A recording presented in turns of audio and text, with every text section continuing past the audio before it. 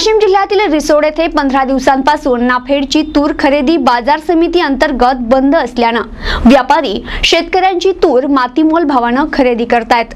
याचा तीव्र असंतोष शेतकऱ्यांच्या मनात असताना शिवसंग्रामचे तालुका अध्यक्ष राहुल बोडखे यांच्या नेतृत्वाखाली शेतकरी आणि शिवसंग्रामच्या कार्यकर्त्यांनी येथील लोणी फाटा चौकात रास्ता रोको केलाय। च्या धोरणाविरोधात शेतकऱ्यांच्या मनात प्रचंड असंतोष आहे। सोयाबीन, चणा आणि इतर कोणत्याच शेतमालास भाव नाही। त्यातच गेल्या 15 दिवसांपासून शासकीय तूर खरेदी बंद आहे।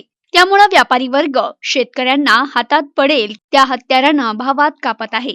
त्यामुळे वाशिम जिल्ह्यातील रिसोड येथे शेतकरी शिवसंग्रामच्या कार्यकर्त्यांनी शिवसंग्रामचे तालुका अध्यक्ष राहुल बोडखे यांच्या नेतृत्वाखाली एकत्र येत लोणी फाटा चौकात रस्त्यावर टायर पेटवून रास्ता रोको करून सरकारच्या शेतकरी विरोधी धोरणाबाबत प्रचंड घोषणाबाजी केली। जवळपास 2 तासापर्यंत हे रास्ता रोको आंदोलन सुरूच होतं।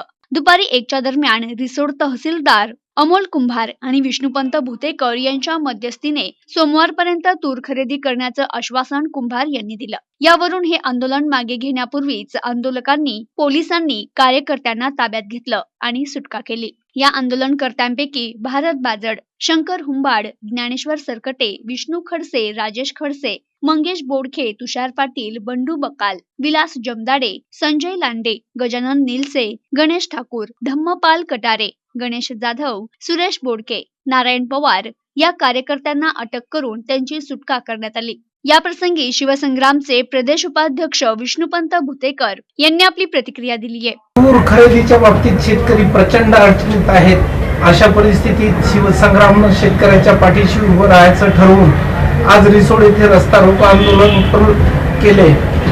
रस्ता रोको मध्ये तहसीलदारांनी मध्यस्थी केली आणि तहसीलदारांनी सांगितलं की कुठल्याही परिस्थितीत उद्याच्या सोमवारपर्यंत तूर खरेदी पूर्ववत चालू होईल। तूर खरेदी बंद असल्यामुळे शेतकऱ्यांचे अतोनात हाल या तालुक्यात होत आहेत। प्रतिनिधी अन्सार शेख, NTV न्यूज, रिसोड, वाशिम।